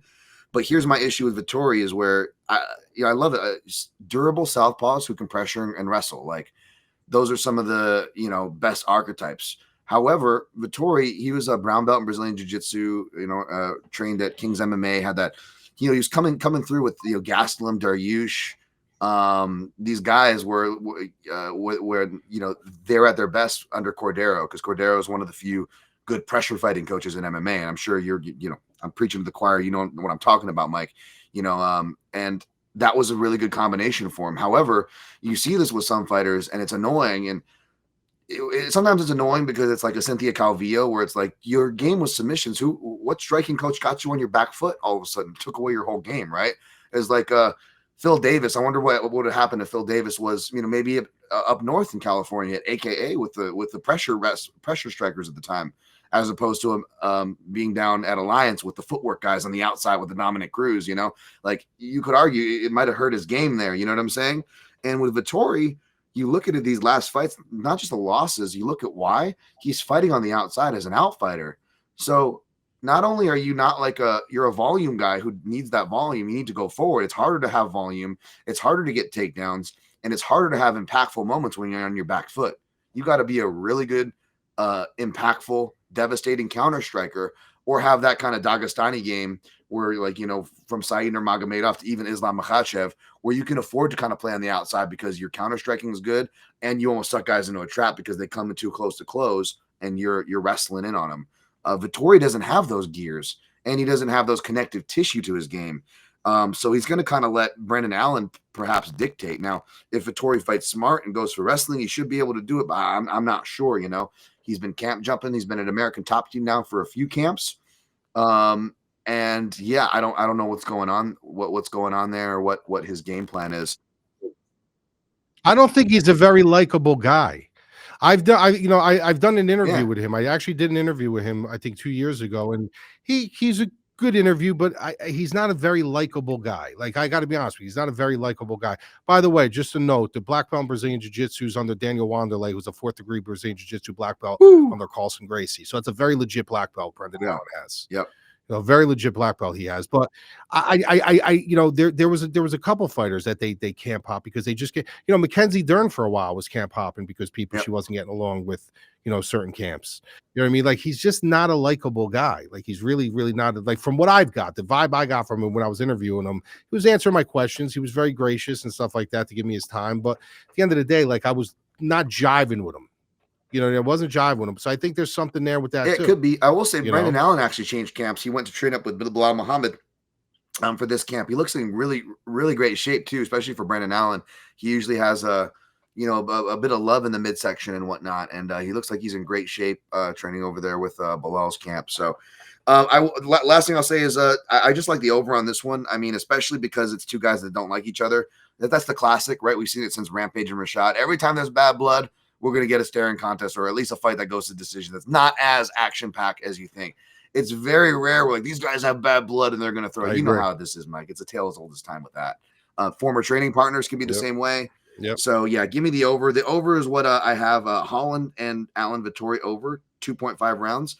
That is a minus 155, a very chalky parlay. So I put 2.64 units to get the 1.70. So that'll also, if that hits, that could also, in theory, pay off my round robin there exposure. And then I also have them as that additional leg. I didn't give you the full 2 leg. I'll give you that shortly, folks, before we get out of here with Ige. But if you attach the Vettori leg to that, that'll bring that 3 leg to plus 170. So mark that for later. Let's move on, shall we? We got Francisco Prado minus 140, Mikolay Veretennikov plus 120. Totals 2.5 rounds, over 2.5 minus 175, under 2.5 plus 145. Yeah, between the totals, between the money line, it feels like the bookmakers in public feel like me, where they're not quite sure where to go in this fight. And judging by the lack of movement and my lack of getting to this fight in depth, self-admittedly, perhaps there's just a lack of interest to bet it. Despite this is actually one of the more bettable lines, as far as prices of entry goes. As far as the matchup goes, I don't know. I don't disagree with the favorite off of first lean from because I am familiar with these two fighters, obviously. But I'm not rushing to a betting window. I'm not even rushing to tape this fight, to be honest. Mike, how do you feel about this one, man? Yeah, when I look at this fight, first of all, like if you guys are going to look at stats, right? If you're going to look at the actual body, not the body of work, but you're going to look at their physical attributes right off the bat, you're looking at 5'10" to 6'1" in favor of Mikolay. You're looking at a 74 reach advantage to 69 in favor of Mikolay. So you're looking at all these things. You're like, well, he's the bigger fighter, close fight. Let's go with the attributes. But the one thing I will say about Francisco Prado, and another thing that you guys can say about this fight is together in the UFC, their combined record 1-6. Okay. So these guys are ultimately losing fights. So they're fighting some tough competition. I'm not going to sit there and say they're fighting tomato cans. Like some of the guys they're fighting, like Zellhuber, I consider a pretty good fighter. Danny Barlow, Michael Morales, Jamie Malarkey was in the mix, but that was before Jamie Malarkey became like this second generation Jamie Malarkey. So they're fighting some good fighters. But the thing I would say about this is the one thing that I do like about Francisco Prado that he actually showed me against Zellhuber is he knows how to clear space. He knows how to clear range, and I think he's going to be able to do that in this fight. I think this is going to be a situation where optics are going to play a big part in the fight. And I just like Prado's pressure. I like his ability to move forward, his thirst to move forward. He's not the type of kid that's going to fight on his back foot. So I like the optics of that. So in a fight that's this close, give me the optics of the style of the guy that I know at least is going to be the one trying to clear space because he has to, because he's going to have a 5 reach disadvantage. And he's actually good at that. That's his style. So give me Prado. Yeah, I agree. I like that he goes forward. I'll just say Prado, he looks like he's got the less impressive game as far as it's more simpler, where it looks like Veretennikov is like, ooh, could this guy be, as Bisping says, very technical? But the thing is the depth goes off a cliff when Veretennikov gets, pushed in any particular phase. Whereas Prado, from my memory, again, looks more basic, but he's one of those guys where it's the opposite problem, where he actually probably has much more depth. You're just like, use it. No, get on it more. Yes, more of that kind of a deal. But he will be the one moving forward and throwing more. So I'll probably lean toward him as well. I'm going to be fast on a lot of these, Mike, but if you have any tidbits, please, don't hold back. But I'm going to be speed breaking down a lot of these between the odds level and so forth. We got Ateba Gautier, turning to the MMA Analysis Podcast for a funny nickname for that guy. Minus 600. Robert Valentin plus 400. Violence they're expecting on this one. The total set for 1.5. Over 1.5 rounds, plus 110. Under 1.5, minus 140. So, yeah, they're expecting violence at that rate. What are you expecting for this one, Mike? Yeah, I think this is violence all day, dude. I think this. Listen, Gautier is a guy who very raw. He's got good power. He's got all the attributes. He's got everything you want in a fighter. He reminds me of, back in the day. He actually stayed with me for a couple of days when he fought in Atlantic City. For those of you guys who go back, he's got like that. He reminds me of like a Oh, Melvin wow. Gillard Yeah. a little bit, like a Melvin Gillard like 3.0. Like Melvin Gillard was very athletic. He had good power. He had a good frame, good athlete, but he just couldn't get out of his own way. So he never really excelled in anything, but he could have been if he had a different mind wiring. Melvin Gillard probably could have been pretty good. But that I look at this guy as like he's got all the attributes and he's so raw and he's got so much to work with. He's like a ball of clay that you could just kind of mold into to what you want, and it's up to him whether he's going to extract that or not. The UFC is not sitting down at the fucking table saying, let's give him Robert Valentin so Robert Valentin can win this fight. They're not doing that. They're giving to him because they're putting him on a pay-per-view card, young kid. Let's get him some eyes. Let's get him a highlight knockout. Let's get him a highlight finish, and people will start talking about him at the water cooler at work. So to me, this is Gautier by knockout, probably under and 1.5. they kind of priced you out. I mean, the under 1.5 is the only way to go because you're paying minus 110 chalk for a round one prop. Put it that way, and minus 265, almost 3-1 for his knockout prop. So they pretty much priced you out because of that exact reason Mike said. This got Gautier knockout written all over it. All right, next fight we got Islam Dulatov. Is he on the Dulatin? Minus 650. Hopefully he's not. He's fighting Adam Fugitt, southpaw there, plus 425. Dulatov, by the way, 0-0 against UFC level lefties, so nothing to give you there, folks. But the total for this fight, over 1.5 rounds, plus 165, under 1.5, minus 195. They are expecting this one to be uber violent as well. Do you got anything on this one, Mike? Yeah, I think this is Dulatov. I think Fugitt is his path to victory here is he's got to get out of round number one. He's got to get out of round number. If he gets out of round number one, maybe he could start chipping away. But everything that Dulatov does is violent. Everything that he does has like meaning behind it. And I just don't look at Fugitt as a guy who's going to be able to withstand that. You know what I mean? So eventually Dulatov's going to find the spot for me, and I think he finishes this fight. I gave him an A on my grading the winners. Again, you can check out these fighters who go for the grading the winners. You can see my takes on it. Might actually be kind of relevant for a female fight we'll be breaking down here in a second. But he has that kind of ability. I compared him to Conor McGregor in that, and as far as like guys that can come out hot out of the gate, right? Which is really important. Kevin Holland has that. D-Rod really doesn't, for example, which was kind of another fact that you could throw our way why we like that so hard. I know, big surprise. But Dulatov appears to have some solid technique and a diverse striking arsenal from which to draw. And he also owns multiple submission wins on his record, so we'll see if any of that shows himself. I got the prediction wrong. I thought they were going to maybe throw him against like a Danny Barlow, which I thought would have been an action fight. That's why I wanted them to book the Chechen-born German. But yeah, I'll take Dulatov here. Probably violence, and you're priced out just like the fight before. Anything else to say, or can we move on from this one, my friend? All right, we got Jimmy fucking Crute. Jimmy Crute minus 320 with Marcin Prachnio plus 250. The Australian accent, by the way. Like, I want to just ask Alexander Volkanovski to just quote Kano from Mortal Kombat for me, and I'll be happy. I just want to hear him go, "Give it up, baby. I've studied all your moves." Sorry. We got Jimmy Crute. It doesn't quite sound like that. But he is the favorite here. Total set for 2.5 rounds, over 2.5, plus 125, under 2.5, minus 155. So they're expecting some violence here. But do we get violence, or do we get Marcin Prachnio, win or lose, making it another weird fight? No, Prachnio, I always have a soft spot for Prachnio. Prachnio, when he debuted in the UFC, everybody was all over this guy against Sam Alvey.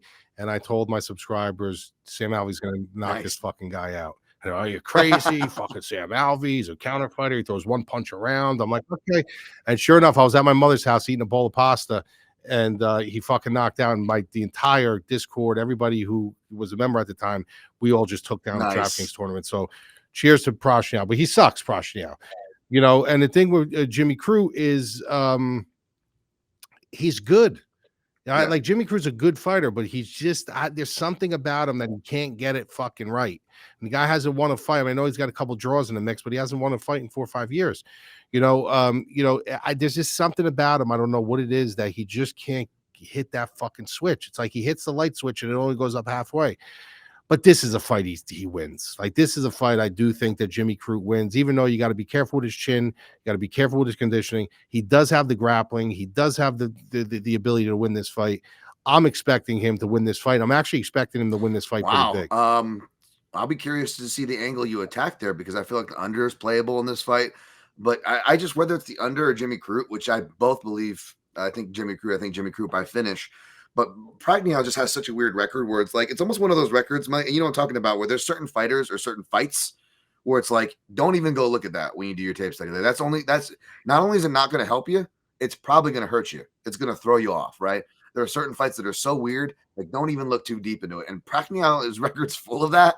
So it always messes with me. So I'm probably going to be too scared and you know, put my balls away. But I'll be rooting for you to cash that Crute, because I like Crute. I do think he's good too. I don't know what it is, like you said, if it's bad luck or what. But yeah, I might be too scared from this one. But give me Crute as well.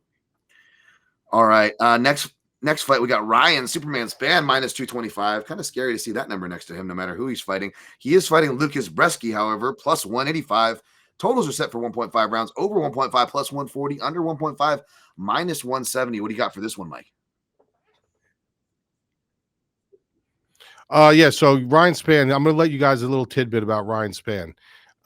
You know, you guys see that he's everywhere. This is a guy who, you know, majority of the time he's at 205. This is the thing with Ryan Spann. The thing that made, and he's a talented guy. He's athletic. He's got good power. He's got some sneaky chokes and stuff like that. But the problem with him is he's extremely undisciplined. And this is a fact. This is not hyperbole, and this is not me saying, you know, shit about him. But this is a proven fact that in his diet, when he was cutting weight at 205, his trainer would actually incorporate some junk food, potato chips, ice cream, to kind of keep him on track, to say, look, well, you know, you do this for 3 days, we're going to give you a treat. You do this for a couple of days, we're going to give you a treat. Like, that's how undisciplined this guy is. So this isn't like he grew out of his body or anything like that. He's fighting heavyweight because he doesn't want to cut the fucking weight anymore. He just doesn't want to do it anymore. He never had the discipline. He never will have the discipline. The problem is, on the other side, is Lukasz Brzeski sucks. I mean, this is a guy, if you look at his profile picture, I think on Tapology, it's like airbrush. He looks like a fucking Calvin Klein model, and then he comes into the fucking cage. He's got salami tits. So it's like you're looking at two different fucking guys here. You know, so when I see this fight, this is like Ryan Spann loses this fight, he needs to just fucking walk away from the sport. Like, you cannot lose this fight. Like, if you lose this fight, you just fucking walk away. I get your angle when you're like, I don't trust him at that price tag at all. I don't either, but technically, like by talent and stuff, he should be this price. If he took the sport seriously and he was really dedicated, he should be that price, and maybe even priced a little bit higher. But you just don't know where his dedication is. You don't know where his head is. You don't know how well he's been training. You don't know how he's been eating. This is a guy who really just like can't stay away from the fucking fork. You know, I'm going Ryan Spann. I'm going to say Ryan Spann gets it done inside the distance. The problem is he's got to do it early, because if he doesn't, he is Jekyll and Hyde. This is a guy who comes out looking fantastic in round number one, and then all of a sudden he looks like he's fucking gasping for the oxygen tank as the fight goes on. He just completely loses steam. So if you are on the Spann side, you're of the belief system he's going to do this under a round and a half, and I actually do think he's going to get it done within that point. Yeah. It's tough, man. Brzeski, just like you, I want to be like, oh, heavyweight slot fest, and he's going to drag it out and make it ugly. I need a dog here, right? But then you look at his his last fights, and when he does get stopped, you know, you're just like, wow, it didn't seem like there was much holding that door down. That door looked heavier from the outside, if you know what I'm saying, right? Like that door felt light. It opened very easily, kind of just fell down, like you know. You've seen moments like that from him too. I mean, that's probably why the majority of his losses are by KO. So yeah, it's really tough to trust him here. He just lost to his teammate, Ryan Spann's teammate, Kennedy and Chukwu. But you're absolutely right. Even you know, Saif Saud as coach and his teammates have noted, like, Ryan Spann. It's like a joke, like, oh yeah, Ryan Spann, he always shows up late, and you know, back to the undisciplined part. So very hard to trust. But I will pick him here. All right, next fight, we got Bruno Ferreira minus 800. Jackson McVeigh, who we broke down not too long ago, he got rebooked after his fight fell apart. He is plus 500, over 1.5 rounds, plus 195, under 1.5, minus 245, and they're expecting violence upon violence here. And these are both very violent guys. Jackson McVeigh is a tall and rangy southpaw. I'll be curious if any money comes in on him on the weigh-in day once they see the face-offs. You know how casual bettors can be. They'll see the height difference. And again, he's another guy who could be a live dog and tempting me, who's officially, if you're keeping track at home, I don't think I've got any underdog picks, you know. Mike's got more dogs than me this week so far, so I don't know where I'm slacking, folks. But that being said, Bruno Ferreira has been one of my guys as well. You know, he's usually been good for like a round two, around a KO bet or something cheeky. I try to throw him in. But yeah, these are pretty wide lines. Do you have any thoughts on this matchup, Mike? Yeah, so one thing I will say, like I said, I agree this is going to be a violent fight, and he does have the physical attributes. When you look at his record, he's 6-0 on his record. He's got 3 submissions. He's got 3 knockouts. But if you look at his record, he's only fought one guy with a winning record. Everybody else is like, 4-15, and he's got 2 guys he fought that were 3-3. And it's not his fault. Like, he's fighting who they're giving him. But the fact of the matter is that the guy's never beat anybody of any kind of relevance. You know what I mean? So when you look at Bruno Ferreira, this is a guy who, yeah, for what he is, he does get a little tired, but he has beat some higher level of opposition. So does the size concern me a little bit? No, but yes, it does. But I'm saying I just look at this fight like almost like a car crash. And who do I trust in a car crash of the two of them? I trust Bruno Ferreira. So I personally think Bruno Ferreira gets this done inside the distance. I think he finds his way inside. He finds, his way into the pocket. He's going to be the lower center of the gravity. I understand he's going to be the one kind of punching up, but he's going to have a clear view of that chin at some point. I think he's going to utilize it. Yeah, and he's used to it, by the way. I don't know how used to fighting southpaws he is, folks. He's 0-0 in that range, so I don't know how much I'll be able to give you for the southpaw report. But he is used to it, and even though he's a shorter guy, he actually likes the bigger cage better. You know, he's a very honest toes, moves around, can bounce and dart in and out of range. So that big cage actually could favor him, despite him being the smaller fighter with the more grappling credentials as far as his judo goes, which he doesn't really use too much. All right. Is this the last fight? Are we lastly but not leastly here? Wow, yes, we are. We got Carly Giudice, minus 350. Nicolai Cagliari, which sounds Italian, but she's Brazilian, plus 270.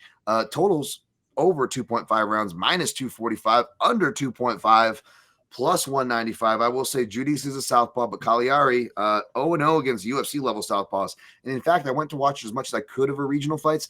Couldn't get a southpaw sample there, so I don't know how much I'll be able to give you, but I can tell you Giudice is a legit southpaw. I really do like her, and if you go and look at my grading the winners, you'll see that I actually thought, or go back and watch the tape for yourself, I actually thought she won her split decision against Ernesta Karatsketa, whereas Cagliari put up a good fight, but I feel like it was kind of fairly clear the last 2 rounds was for Karatsketa, maybe a little more favorable split against her, not to do the direct MMA math. But I do like Giudice in this spot if I can give my hand first.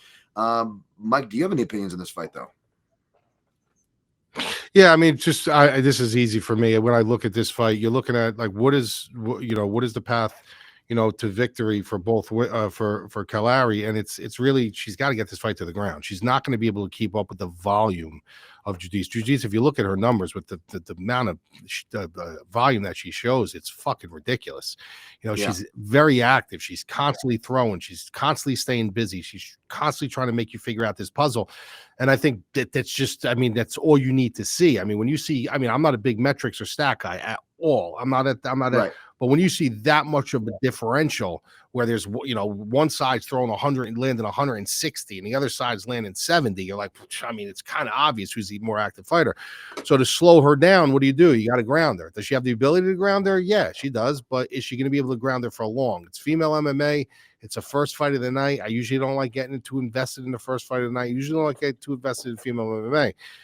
But I think the line is a little blown out. I think it'd be a little closer, but I don't see Giudice. I can't get mad at her being over 2-1, over 3-1. You're dealing with female MMA. They're still a little raw. She's 26 years old. She's going to make mistakes. She could absolutely lose the fight, but this is her fight to win or lose. I think it's just going to be way too much volume for Cagliari to keep up with.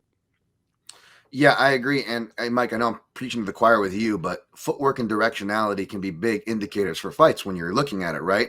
Who's got the directionality advantage and the footwork? And well, the better footwork is Judice because she both moves her feet and her head after she throws a strike, which sounds super basic, but you wouldn't believe how many people don't do that, right, Mike? And Judice does. She's real active from kicking range, punching range, clinching range, off the breaks. And whereas, and she does her best work when her fighters are corralled against the cage. Right, so you look at those fighters like that, to Poirier or Robbie Lawler, and then they're facing somebody who likes to skirt and operate in their kill zone. Well, that's really bad. Doesn't mean they can't win, but that's really bad. And well, Cagliari operates in Judice's kill zone, which kind of made me tempted, which took me off the over. I was going to go over in this fight because it's a better price than the Judice money line. But Judice, as we saw in the last fight, I know Dubin, it was a can crusher, and there's not much to say there, but Judice is that talented, though, and she throws head kicks, as we saw with the Fatima Klein. We've seen for a decade now, from the Holly Holm to Holly Holm Ronda Rousey. Say what you will about women's MMA, the head kick is a non-discriminatory fight stopper, people. So that kind of kept me away from the over, and I just ended up going with Judice straight. Of course, she is possible by elimination. If you haven't figured it out by now, she is that two-legger with Dan Ige. We pair her up with Dan Ige. I got plus money. I think you might be able to still can. It's inflating by the minute, it seems like. But I got plus 108 for Dan Ige and Judice money lines, 2 units. Then if you do a little PRP mini there, shout out to CJ Safdie. You can just add the do a layer and then do a layer, and you add Vettori Allen over 2.5. Well, that takes it from plus 108 to plus 170.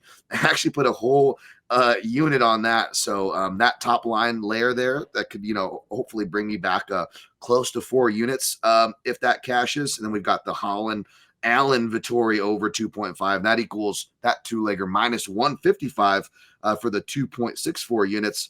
I got Lock Dog which is going to be our shot bet for this week. I got Lock Dog minus 148, 2.5 units. And I actually added a 0.5 while we were talking because I was doing my way out and this and that. And I'm like, you know what?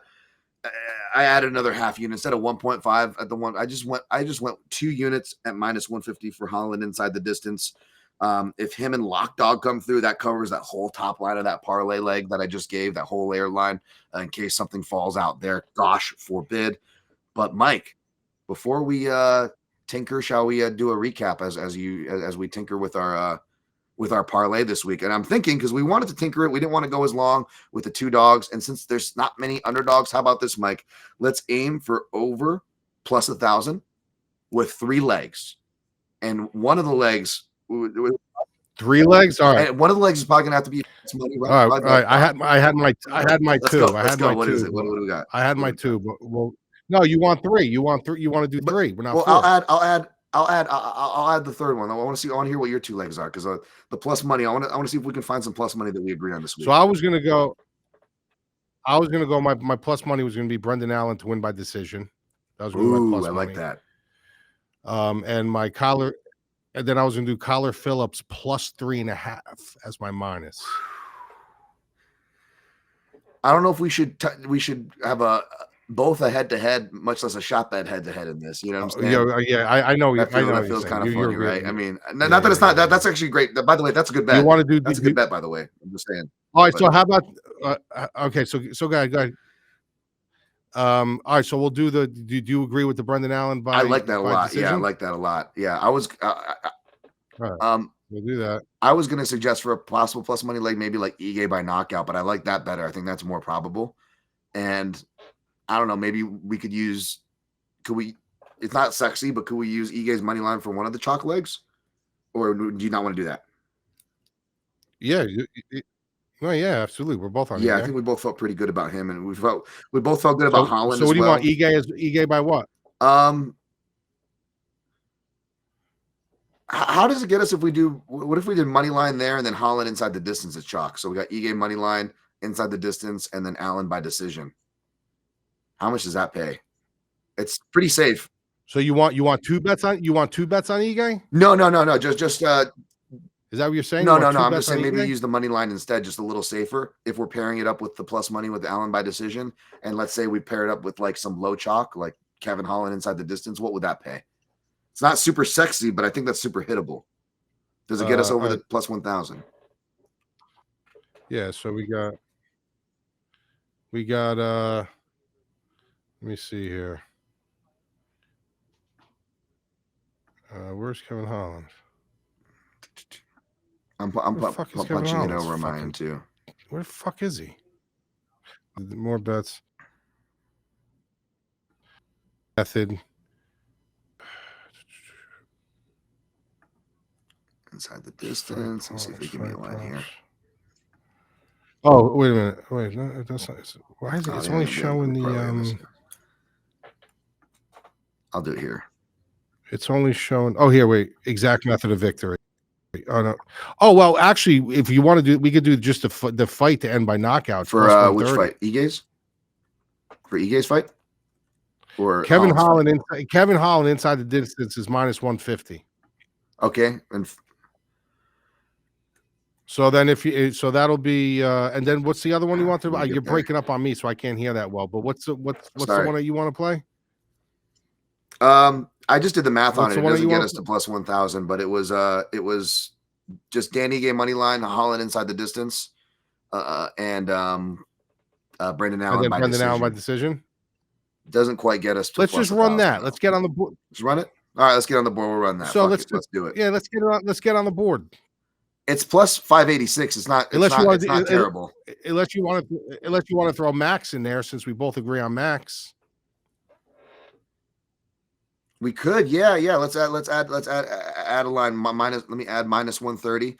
So we got the two Hawaiians. I like that. All right. Then we got +1. We got +130 for fight ends. What was that Holland line? +130. It was fight ends by knockout, or fight ends inside the distance. What was it? No, Kevin Holland inside the distance is -150. Okay, -150, and then +105 for Allen by decision, right? Yep. All right. Let me see. 20 and then 130. That's plus 779 over here. Plus 105, plus -150, -220, and -130. So you got the Holloway -130 money line, Ige -220 money line, Holland inside the distance, and Brendan Allen by decision. Plus 779. $20 gets you 1.5 units. Let's do that. How about that? How does that sound, guys? All right. Good. All right. Top to bottom before we get out of here. We are both taking Max Holloway over Poirier. We are both leaning toward Kopylov over Costa.